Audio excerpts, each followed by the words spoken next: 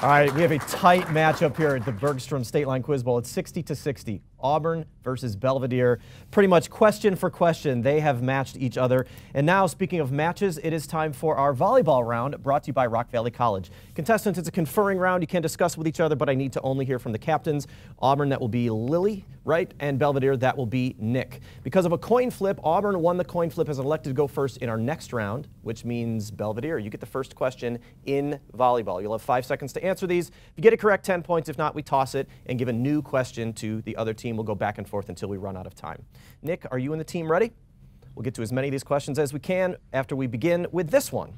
What company, whose president is Gwynne Shotwell, launched a reused Dragon capsule in June 2017 and was founded by Elon Musk to colonize Mars? SpaceX. SpaceX, correct. That was a relatively easy one. Be nice if they were all that easy, right? 10 points, Belvedere. Auburn, here's a question for you. What Jane Austen novel is named after a handsome, clever, and rich woman who flirts with Frank Churchill but eventually marries Mr. Knightley?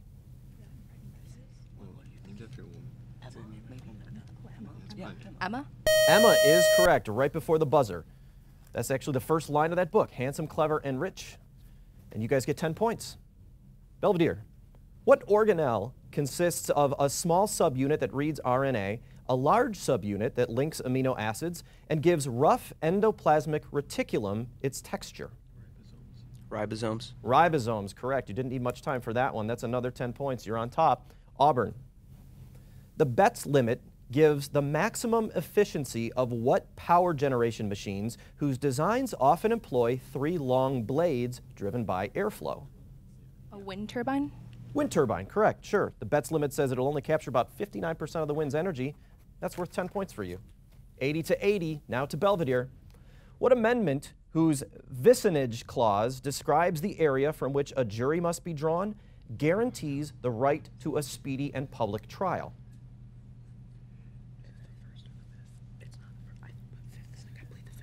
Fifth. Oh, you had a 1 in 10 chance, right? We knew it was in the Bill of Rights. It's the 6th.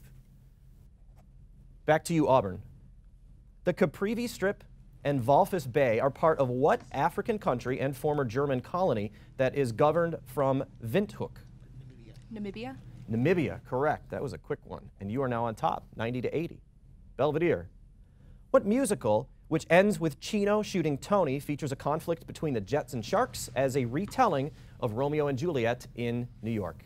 West Side Story. West Side Story is correct. Kevin had a smile on his face from the first word I read there. Easy points there. Nice job. 10 more. Auburn. Clym Yeobright returns to his hometown of Egdon Heath in what British author's novel, The Return of the Native? No, because he's American. You go like... Tough British literature question there. Thomas Hardy. No points. New question now for Belvedere. Still tied 90-90. What leader with a prominent birthmark on his forehead proposed glasnost and perestroika and was told by Ronald Reagan to tear down the Berlin Wall? Gorbachev. Gorbachev, correct. Mr. Gorbachev, tear down this wall. 10 points for you, Belvedere. Auburn.